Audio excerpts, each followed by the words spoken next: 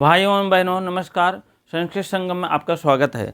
आप पढ़ रहे हैं मम्मट द्वारा मम्मटकृत जो है काव्य प्रकाश का चतुर्थ उल्लास पढ़ रहे हैं और भाग 3 पढ़ रहे हैं। ठीक है, भाग 3 पढ़ने जा रहे हैं। ठीक है, आप लोग एक कॉपी बनाकर लिख लिया करिए और पेज नंबर आपको बता दें काव्य प्रकाश का। आप लोग जो है आचार्य विशेषकृत 115 पेज नंबर है, सूत्र संख्या 44 है। ठीक है, सूत्र संख्या हम 44 देखेंगे और सूत्रों के माध्यम से हम आगे बढ़ेंगे। ठीक है, अब इसमें जो है कह रहे हैं श्रृंगार के भेद बताए गए हैं। श्रृंगार हास्य करुण रौद्र वीर भयानक विभत साद अद्भुत संज्ञो चेत अष्टौ नाट्य रसा स्मृता। स्मृता मीन हमें याद है या निरूपण किया गया है। श्रृंगार हास्य करुण रौद्र वीर 4 हो गया ना। एक श्रृंगार हो गया और हास्य हो गया, करुण हो गया, रौद्र हो गया, वीर हो गया, भयानक हो गया। ठीक, 6 हो गया। भीभत्स हो गया, यहाँ का हो जाएगा। यहाँ से काटेंगे तो अद्भुत आधा छोटा लेंगे तो अद्भुत हो जाएगा 8। संज्ञो चेत अष्टव हो जाएगा। ठीक है, यण संधि काम करेगी। संज्ञा च हो जाएगा, च प्लस संज्ञा यहाँ लिख दीजिए। संज्ञा च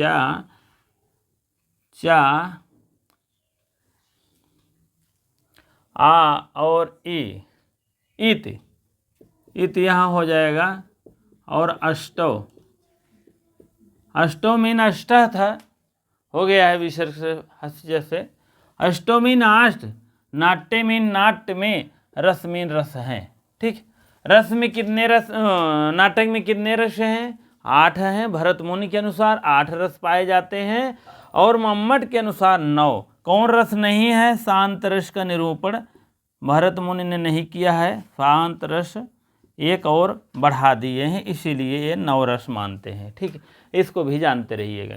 चलिए, श्रृंगार हास्य करुण रौद्र वीर भयानक विभत्स अद्भुत। यहाँ 9वां रस आप बढ़ा सकते हैं, शांत रस। शांत रस का कौन निरूपण किया है? मम्मट ने अपने काव्य प्रकाश में। ठीक है, इसी प्रकार से लेकिन भरत मुनि ने 8 प्रकार का रसों का निरूपण किया है। ठीक है, और यही आपको और भी काव्यों में मिल जाएगा। ठीक, क्योंकि नाटक जो होता है ना, 8 ही रस, श्रृंगार भी होता है, हास्य होता है, करुण भी होता है, रौद्र भी होता है, वीर भी होता है। भयानक भी दिखा सकते हो, विभत्स भी, अद्भुत भी, ये सब दिखा सकते हो, लेकिन शांत रस नहीं दिखा सकते हैं। तो इसीलिए इसका निरूपण इन्होंने भरत मुनि नहीं किया है। ठीक है, अब आप लोग इसको जानते रहिए। भरत मुनि के अनुसार नाटक कितने प्रकार को, रस कितने प्रकार के होते हैं? 8 होते हैं। भरत मुनि के अनुसार रस कौन सा रस का निरूपण नहीं किया गया है? शांत रस का। मम्मट के अनुसार रस कितने होते हैं? 9 रस होते हैं। ठीक है, मम्मट ने अपने काव्य प्रकाश में कौन सा रस बढ़ा दिया है? शांत रस बढ़ा दिया है। ठीक है, अब आप लोग समझ में आ गया होगा, आप लोग इसको लिख लीजिएगा। चलिए, अगला हेडिंग कुछ हम और चलते हैं, इंपॉर्टेंट चीज़ें लेकर आए हैं जो आपके लिए इम्पोर्टेंट है, ऐसे बताते चलेंगे। बहुत ज़्यादा और पढ़ने की इसमें ज़्यादा ज़रूरत नहीं है, एक निचोड़ है, वही को आप पढ़ लीजिए, वही को आप लिख लीजिए। इतना मोटी किताब जो है हर लाइन नहीं हो सकता है, लेकिन ये है कि जहाँ जहाँ से क्वेश्चन बनता है, आपके लिए इम्पोर्टेंट पड़ता है, वही आपके लिए जो है लेकर जो है कर देंगे। ठीक है, थोड़ा हाँ, कुछ महत्वपूर्ण तत्व हैं आपको जानना आवश्यक है। ठीक है, श्रृंगार रौद्र के विषय में कुछ महत्व तत्व है, इसको हम देखेंगे। नंबर 1 है, हास्य श्रृंगार रस का अनुगामी होता है। हास्य जो है श्रृंगार रस का अनुगामी होता है। पहले कहने का मतलब जब श्रृंगार होता है बढ़िया, तभी हास्य परिहास भी होता है, हास्य का अनुगामी होता है। हास्य जो है, हास्य रस जब होता है, श्रृंगार भी आवश्यक होता है। अनुगामी मीन आगे आगे चलता रहता है। श्रृंगार के बाद हास्य रस को स्थान दिया जाता है। श्रृंगार के बाद हास्य रस का भी जो है श्रृंगार के बाद हास्य रस को क्या करता है, स्थान दिया जाता है। जैसे श्रृंगार बढ़िया हुआ है, सब लोग सजे धजे हैं, तभी हास्य प्रयास भी होता है। ठीक है, इसी प्रकार से आप लोग देखेंगे संभोग श्रृंगार जो होता है वह नायिका का मिलन होता है। ठीक है, संभोग श्रृंगार में नायिका का मिलन होता है उसमें। और विप्रलम्भ श्रृंगार में जो है यह नायक नायिका मतलब दोनों का मिलन की आशा बनी रहती है। ठीक है, और एक आशा बनी रहती है कि हाँ मिलन होगा। नहीं तो आप लोग देखे होंगे क्या नाम है उसमें, अरे नायिका नायिका बहुत परेशान रहते हैं। कालिदास का जो वर्णन नहीं हुआ है, कालिदास का वर्णन है उसमें मेघदूतम में, बहुत अच्छा मेघदूतम में वर्णन हुआ है। नायक नायिका तो परेशान रहते हैं, श्रृंगार तो है ही, लेकिन विप्रलम्भ श्रृंगार दिया है पूरा, मतलब मेघदूतम भर में पूरा विप्रलम्भ श्रृंगार का वर्णन किया गया है। क्योंकि नायक नायिका मिल नहीं पाते हैं, ना पहले मिले ना बाद मिले, एक कहानी के रूप में थे। पहले मिले थे तो बाद में उनको श्राप मिल गया था, और वो कम से कम 4 महीने के 1 साल का मिला था, 4 महीने शेष बचा था, तो वही शुरू हो गई कहानी। ठीक है, तो इसी प्रकार से चलिए वो कहानी बाद में देखेंगे। मिलन की आशा बनी रहती है, नायक और नायिका दूर दराज तो हैं, लेकिन एक आशा बनी है कि चलिए हम मिलेंगे या हमारा संदेशा पहुंचेगा तो वो खुश होंगे और हमारे जो है विषय में थोड़ा सा हाल चाल होगा, और हम बाद में मिलेंगे तो थोड़ा सही रहता है। यही विप्रलम्भ श्रृंगार का आशा बनी रहती है। दोनों का सापेक्ष, नायक नायिका मतलब दोनों का, और आशामय रस होता है उसमें दोनों का। यही विप्रलम्भ श्रृंगार में एक आशामय का सापेक्ष होता है और रस बना रहता है। हाँ, हास्य विपरीत, हास्य का जो विपरीत स्थिति है वह करुण रस की है। हास्य मीन हास्य का विपरीत क्या है, करुण है। हास्य हो रहा है, उसमें लड़ाई हो गया तो करुण हो गया। ठीक, करुण रस का जो करुण रस जो होता है नैराश्यमय होने से निरपेक्ष रस माना जाता है। नैराश्य मतलब बिना रस के जो है कहा जाता है नैराश्य। ठीक, और भवभूत ने तटस्थ और नैरार्यात एक कोई रचना है, और निराशात्मक स्वरूप को सूचित किया जाता है भवभूत ने। ठीक है, इसमें सब लिखा गया है। और करुण रस की जो सीमा होती है एकदम मरण के बाद होती है। नायक मर जाता है तब जाके करुण रस की सीमा होती है, और मरण का संबंध जो है किससे होता है, रौद्र से होता है। ठीक है, इसी प्रकार आप लोग जानते रहिएगा, ये सब क्वेश्चन बन सकते हैं, आप लोग भी लिख लीजिएगा। और भी कुछ महत्वपूर्ण तथ्य हैं, थोड़ा सा इसको रेज करके तब हम आगे बताते हैं। ठीक है, चलिए। हाँ, अगला तथ्य है 10वां, आप देखेंगे इसलिए करुण रस जो होता है वो निमित्त रहने पर भी करुण रस के स्थान पर रौद्र का स्थान दे दिया जाता है। ठीक है, जैसे करुण रस निमित्त है तो उसके बाद क्या होता है, रौद्र रस आ जाता है। जैसे करुण रस का मतलब है कोई करुण रस से पागल हो गया है या परेशान है तो उसको रौद्र रस तुरंत हो जाता है। रौद्र मीन गुस्सा आने लगता है। रौद्र रस का अर्थ प्रधान होता है, अर्थ प्रधान होता है। सब रसों में कह रहा है इसका रथ जो है रस अर्थ प्रधान होता है। काम और अर्थ के धर्म मूलक होने से रौद्र रस के बाद वीर रस रखा जाता है। काम और अर्थ धर्म मूलक होने से क्या होता है, रौद्र रस के बाद तुरंत क्या होता है, वीर रस धारण कर लेता है। और वीर रस क्या होता है, मुख्य रस का कार्य भयभीतों का अभय प्रदान करता है। ठीक है, जो वीर रस होता है वह भयभीतों का अभय प्रदान करता है। वीर रस के साथ विरोधी भयानक रस को स्थान दे दिया जाता है। वीर रस उसी से भयानक रस भी स्थान दिया गया है। वीर रस के प्रभाव से विभत्स दृश्य उत्पन्न होता है। वीर रस के प्रभाव से क्या होता है, विभत्स में डरावना दृश्य पैदा होने लगता है। अब अंत में अद्भुत रस जो होता है उसी को दे देना चाहिए। इसी को जब भयावह स्थिति आ जाए वीर रस का, तुरंत अद्भुत रस अंत में देना चाहिए। पहले वीर रस कहने का मतलब एक काव्य में या नाटक में लिखने के लिए तरीका बता रहे हैं। वही बात है, वीर रस के विरोधी भयानक है और भयानक का स्थान दिया जाना चाहिए। अभी वीर रस प्रभाव से विभत्स रस दृश्य दिखाई देता है, दृश्य उत्पन्न हो जाता है। और जैसे विभत्स आया वैसे अंत में जो है अद्भुत रस देना चाहिए।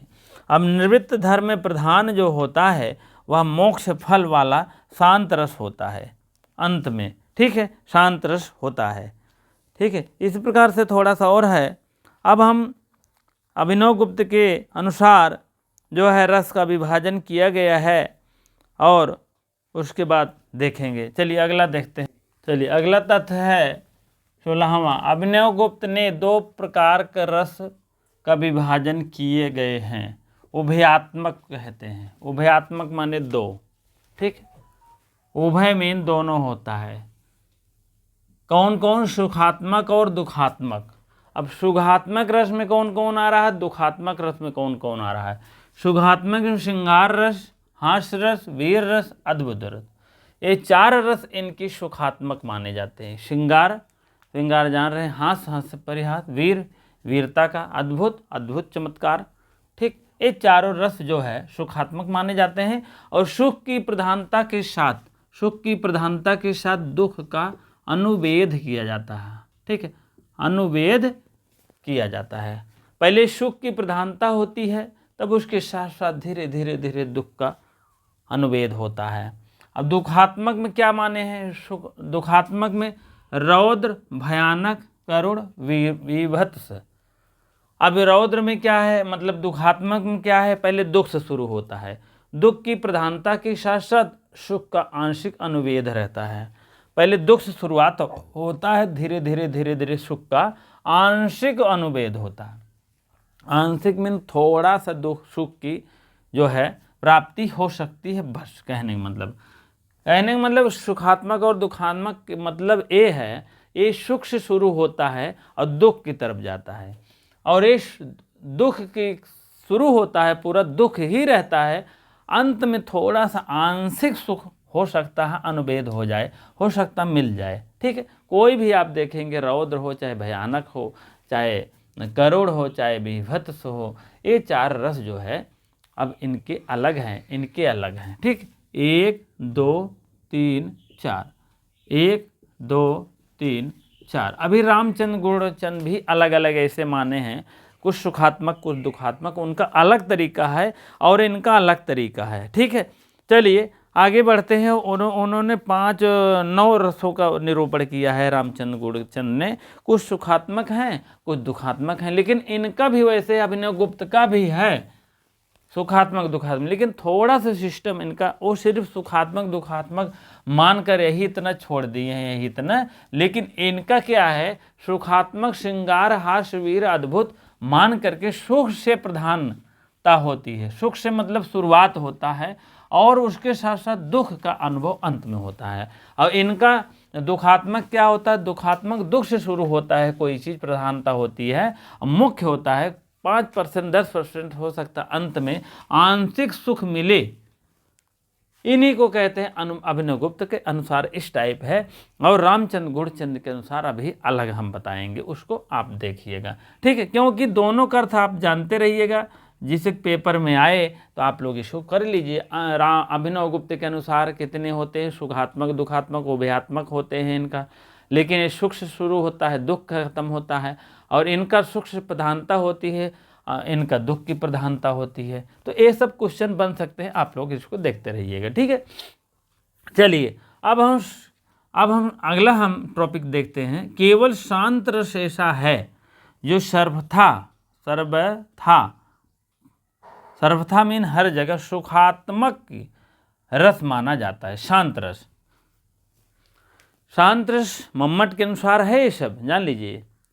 तो शांत रस जो ऐसा रस होता है, कहे हैं कि हमेशा सुख की अनुभूति देता रहता है, ठीक है।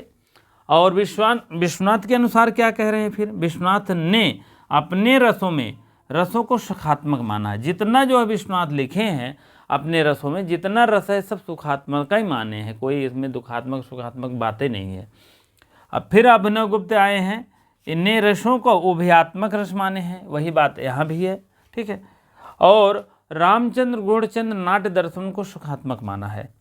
अब रामचंद्र और गूढ़चंद नाट्य दर्पण को जो है अपना वहाँ सुखात्मक माना है, ठीक है। इसी प्रकार से अगले तत्व को देखते हैं। अब रामचंद्र और गूढ़चंद कैसे कहे हैं इसमें, और क्या नाम है, काव्य प्रकाश में, ठीक है। चलिए हाँ, अगला तथ्य देखते हैं हम। रामचंद्र और गूढ़चंद के अनुसार रामचंद्र, अरे यार ये तो थोड़ा सा,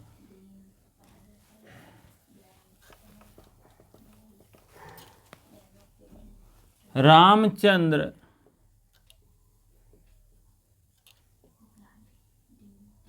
और गुणचंद्र के अनुसार, गुणचंद के अनुसार हैं, ठीक है। पहला इन्होंने भी दो प्रकार से माना है, एक सुखात्मक माना है और एक दुखात्मक माना है। बहुत ज़्यादा और नहीं दिए हैं तर्क इसमें, सिर्फ सुखात्मक को कौन कौन से रस माने हैं और दुखात्मक को कौन कौन रस माने हैं। सुखात्मक में श्रृंगार, हास्य, वीर, अद्भुत, शांत रस माने 5 रस हैं, 1 2 3 4 5, 5 रस सुखात्मक हैं और 4 रस आपके दुखात्मक हैं। शांत रस को भी इन्होंने सुखात्मक माना है, अभी साहित्य दर्पण में भी माने थे। कौन माना था सुखात्मक, रामचंद्र गूढ़चंद ने सुखात्मक माने थे, ठीक है। अब और क्या है, श्रृंगार, करुण, रौद्र, भीभत्स, भयानक, 4 रस इन्होंने सुखात्मक माना है, दुखात्मक माना है, 5 रस सुखात्मक माना है। अब बात आप लोग समझ गए होंगे वो किस प्रकार से माने थे। हाँ, अभिनव गुप्त किस प्रकार माने थे, आप लोग थोड़ा सा देखते रहिएगा, क्योंकि 5 और 4 ये सब 4 4 8 माने हैं, तो 9 माने हैं, तो थोड़ा सा इनके और उनके दुखात्मक सुखात्मक को भी माने, ये भी माने हैं, थोड़ा सा उनके लहजे में अंतर है, बस बाकी सब सेम टू सेम है।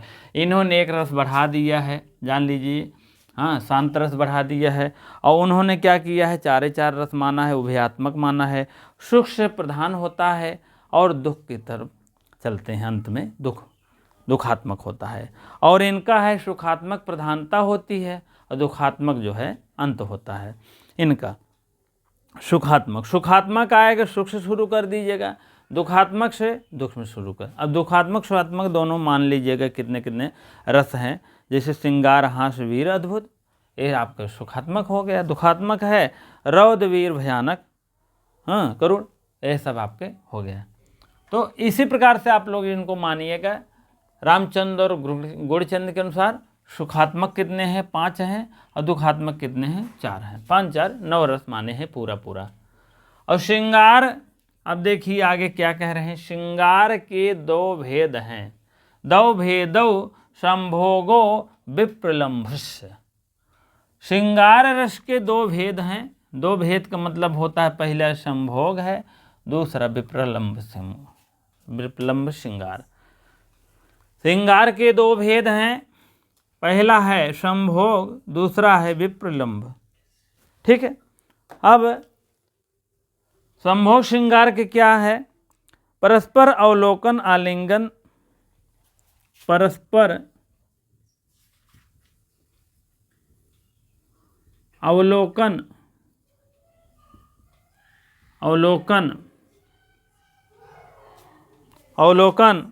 और आलिंगन, अधरपान, चुंबन।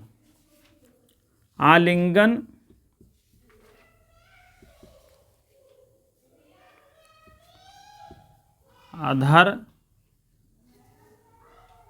अधरपान,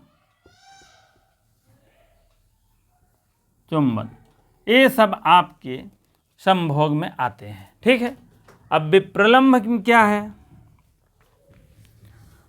अभिलाषा, ईर्ष्या, विरह, अभिलाषा, ईर्ष्या, ईर्ष्या, विरह, विरह, सांप, ये सब इसमें आते हैं। ठीक है, अब आप लोग समझ गए होंगे श्रृंगार के दो भेद हैं। ये इससे मतलब नहीं है, ये अपना उधर है। ठीक है, अब यहाँ से आपका अलग पोर्शन शुरू हो जाता है। ठीक है, आपका पेज नंबर इसको देख सकते हैं आप, 121 पेज नंबर है, दिया गया है। अब इसमें श्रृंगार के दो भेदौ, श्रृंगार के दो भेद हैं, संभोग श्रृंगार और विप्रलम्ब श्रृंगार। अब संभोग श्रृंगार के विषय में बताया गया है, विप्रलम्ब श्रृंगार के विषय में बताया गया है। संभोग श्रृंगार परस्पर अवलोकन, परस्पर मन एक दूसरे को अवलोकन करना, देखना, आलिंगन, अधर, पान, चुंबन, ये सब है। और विप्रलम्ब श्रृंगार क्या है? अभिलाषा है, इच्छा है, अभिलाषा है कि अब हमारी ये मनोकामना पूर्ण हो जाएगी, नायक नायिका का मिलन हो जाएगी। और कभी कभी नहीं मिलने पर ईर्ष्या होने लगती है। अब विरह तो जान लीजिए रहती ही तय है, इसमें लगभग विरह का मतलब एक दूसरे को बिछुड़ जाना, विरह कहते हैं।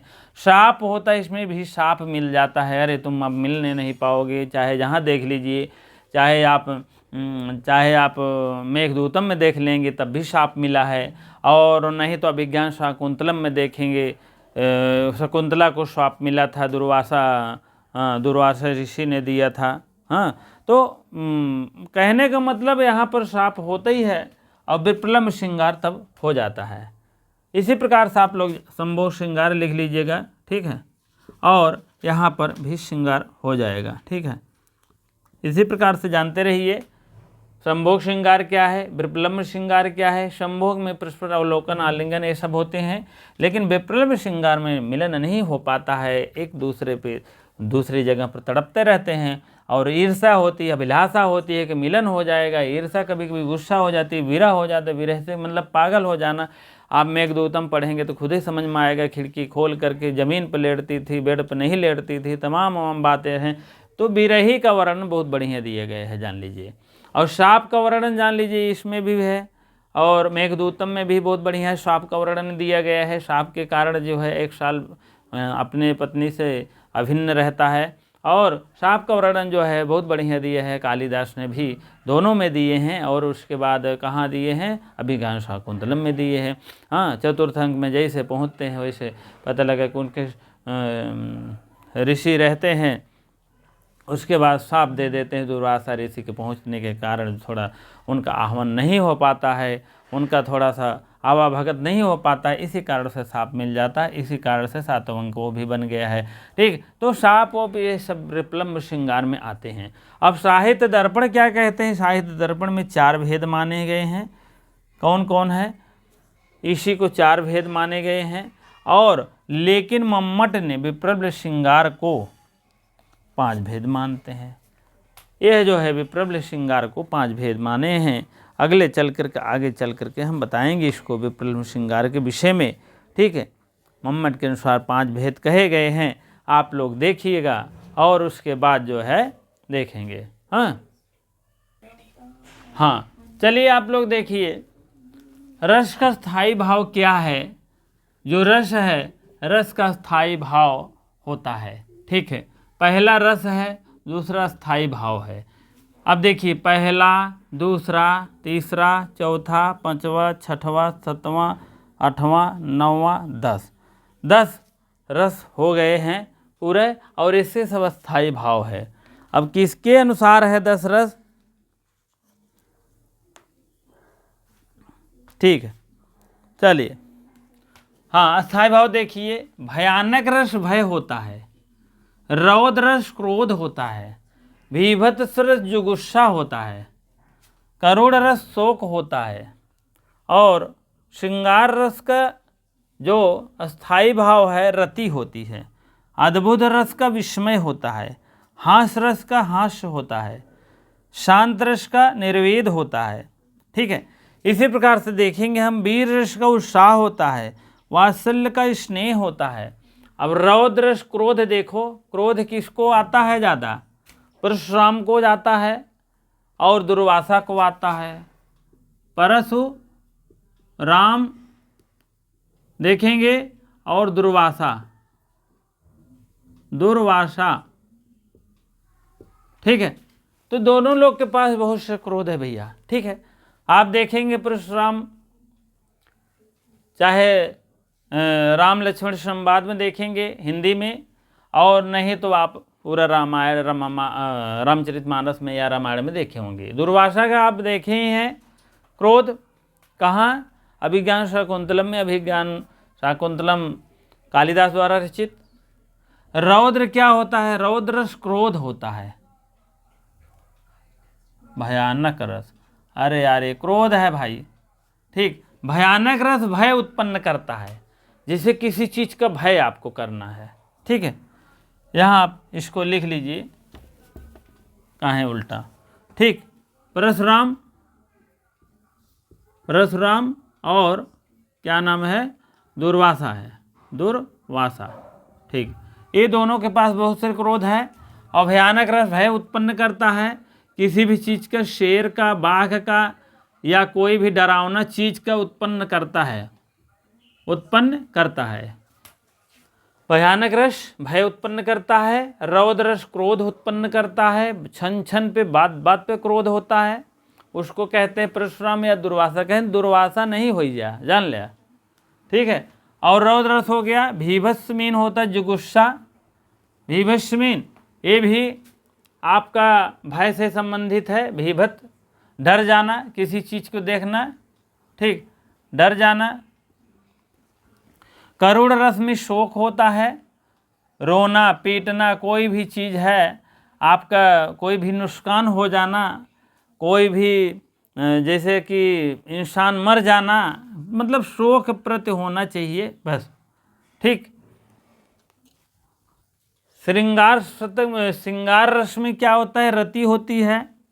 श्रृंगार रस में सजावट से संबंधित होती है, कोई भी चीज़ सजावट होती है उसमें। और जहाँ देखेंगे तो वहाँ हरी भरी घास या मौसम सुहावना हो, प्लेसेंट मौसम होता है, मौसम भी वैसे हो जाता है श्रृंगार रस में। और कपड़े उपड़े एकदम लाल हरा पीला पीला दिखाई देता है, बढ़िया बढ़िया। और घास वास जब भी कोई भी आप देखेंगे, अभी फिल्म देखेंगे तो आप उसमें जब गाना होने लगता है श्रृंगारिक जो है, तो उसमें वहाँ के मौसम पेड़ रूख जो है ना, सूखा नहीं देखेंगे, ठीक है। तब क्या करेंगे? पेड़ रूख सूखा नहीं देखेंगे, जौन पेड़वर है वह बढ़िया बढ़िया हरियाली, फूल, इतना बड़ा बड़ा फूल दिखाए बढ़िया सा, ठीक है। तो श्रृंगारिक रस होता है भैया वो रति के, उस पर अस्थायी भाव है, ठीक है। रति आप देख लीजिए। अद्भुत मीन होता है विस्मय। अद्भुत जैसे आपको, जैसे कोई भी सांप देखा अद्भुत हो, अरे बाप रे। एक कोई भी चीज़ देखा, जा रहे हो गड्ढा आ गया, अरे बाप रे। तो अद्भुत रत उसी को कहते हैं, विस्मय हो जाना, आश्चर्य हो जाना कोई भी चीज़ को देख करके, ठीक है। लिख लीजिएगा। हास रस क्या होता है? हास रस, हास परिहास। हास परिहास मीन हंसी मजाक जिसको कहते हैं, हंसी मजाक, देसी भाषा हम जान लीजिए, ठीक है। अब शांत रस क्या है? शांत रस ऐसा है भैया, कोई भी रस होता है शांत हो जाता है। अब शांत रस का कैसे करेंगे? इसका निरूपण जो है इसीलिए नहीं हो पाया है। सब कुछ सुनने के बाद शांत हो जाइए, एकदम शांति का धारण कर लीजिए, शांति धारण कर लीजिए, उसी शांति रस कहते हैं। वीर रस कहते हैं उत्साह। वीर रस जो है आपका रौद्र रस से संबंधित है। इसमें भी क्रोध होता है तो इसमें उत्साह बढ़ जाता है। इसमें क्रोध होता है कि नहीं मारता है, इसमें क्रोध होता है नहीं मारता है, सिर्फ क्रोधित होकर क्रोध दिखाता है बस। अरे तुमको मार डालूंगा, तुमको मैं ये कर डालूंगा, वो कर डालूंगा, ये होता है परशुराम में।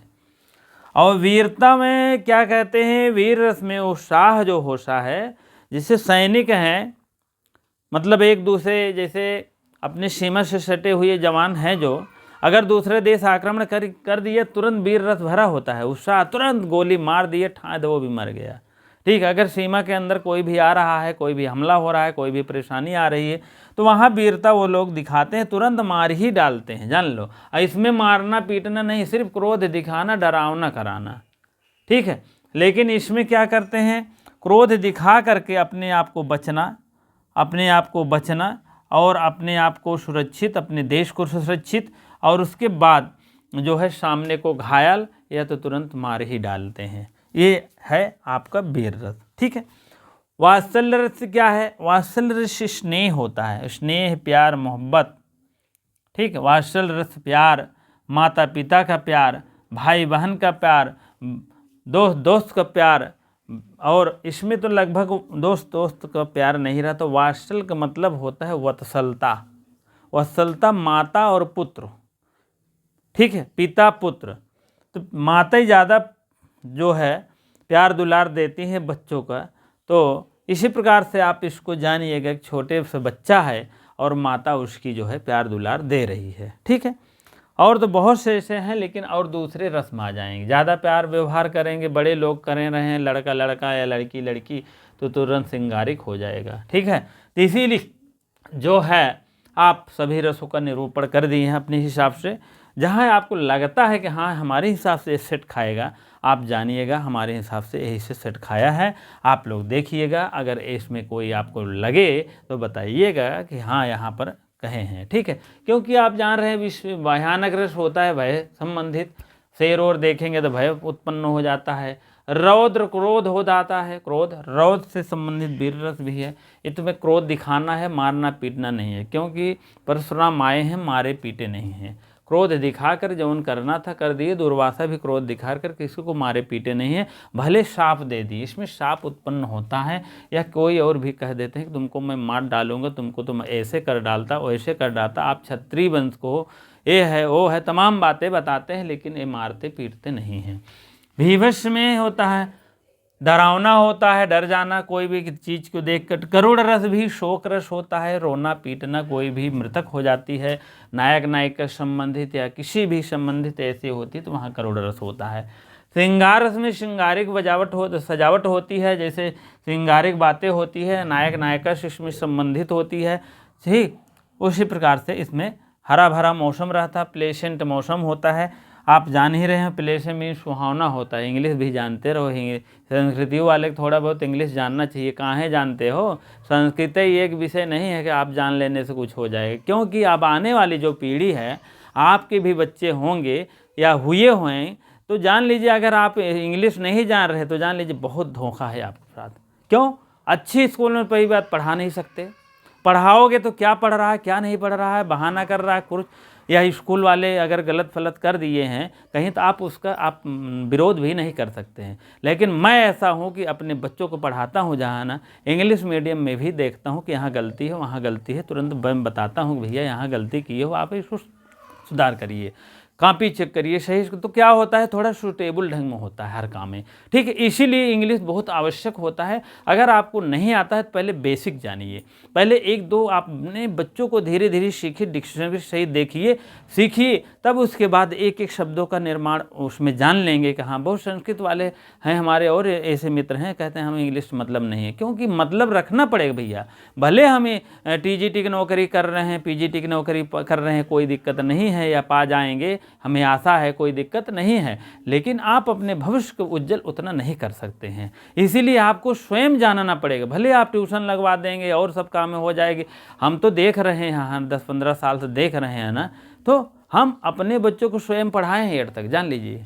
हर ज्ञान रखता हूँ, चाहे इंग्लिश हो, चाहे मैथ हो, चाहे SST हो, चाहे साइंस, इंग्लिश मीडियम की ही बात कर रहा हूँ। इंग्लिश मीडियम को हुआ नहीं है, जान लीजिए। पहले तो मैं संस्कृत ही डालता था, देखा जाए तो जानते हैं कोई चीज़ हुआ नहीं होता। आप जब जो सोचेंगे वो कर देंगे, आप में बहुत ताकत होती है, जान लीजिए। तो इसी प्रकार से आप वत्सल्य देख लीजिए। इसी प्रकार से आप लोग अपना अपना इसको लिख लीजिएगा। हम जो कह रहे हैं हमारी बातें आप अन्यथा मत लीजिएगा, जो प्रचलन में चल रहा है उसको मैं देख रहा हूँ, ठीक है। क्योंकि कोई भी है अगर संस्कृत अगर पढ़ा है, पीजीटी टीजीटी की नौकरी कर रहा है या कोई भी अन्य नौकरियां कर रहा है संस्कृत संबंधित, तो अपने बच्चों को 5% ऐसे होंगे अपने बच्चों को संस्कृत पढ़ाएंगे, जान लीजिए 5% ऐसे होंगे, नहीं तो तुरंत इंग्लिश मीडियम फॉरेंस वाले स्कूल में लिखाएंगे। जब आप जानोगे ना तभी कुछ कर सकते हो। हमारे यहाँ बहुत ऐसे ऐसे स्कूल हैं, हम तो पढ़ाए हुए हैं, देखते हैं बहुत कहीं कॉपियाँ चेक गलत करते हैं, कहीं ऐसे ऐसे बहाना से उनको इधर उधर पैसा देना पड़ता है फालतू। तो आप जब जो चीज़ जानेंगे ना तो वहाँ आप मूर्ख नहीं बन सकते। इसीलिए हर सब्जेक्ट को जानना ज़रूरी होता है। जानने के लिए आपको बता दिए हैं, आप डिस्कशन माध्यम से और अन्य माध्यम से छोटे बच्चों को, अपने ही बच्चों को धीरे धीरे पढ़ाएंगे, धीरे धीरे वो जैसे जैसे क्लास में आगे जाएगा वैसे वैसे आपको भी जानकारी होती जाएगी। ठीक, चलिए इसी प्रकार से अब हम ब्रेक करते हैं और अगले हम सूत्र पर फिर मिलेंगे 48 पर। आप लोग लिख लीजिएगा, 48 सूत्र नंबर अगला पढ़ाया जाएगा। हाँ, उसके बाद जो है आप देखेंगे 48 सीधे सीधे चलेंगे और इसके बाद जितना आपका ये निरूपण हुआ था, कहने का मतलब जो जो इम्पोर्टेंट था आप जो है जान लिए हैं और कोई दिक्कत नहीं, जहाँ जहाँ क्वेश्चन आने वाला है सब बता दिया हूँ मैंने, कोई प्रॉब्लम नहीं होगी इसमें। अब अगले हम उल्लास में हम 48 बताने का प्रयास करेंगे। अगर वीडियो अच्छी लगती है तो लाइक शेयर कमेंट करिएगा, नए हो तो करबद्ध निवेदन है सब्सक्राइब पोस्ट करिए। आपसे एक कम से कम एक सिफारिश है, आपसे एक यही हमारी आग्रह है, निवेदन है, आप हमारी टीम को आगे बढ़ाने के लिए सब्सक्राइब करिए। आपकी बहुत मदद है, क्योंकि आपको मैं कुछ दे रहा हूँ वही निःशुल्क दे रहा हूँ, कोई इसमें कोई शुल्कता की बात नहीं है। ठीक है, उसी प्रकार से आप मेरे लिए एक सब्सक्राइब लाइक तो बनता ही है। धन्यवाद।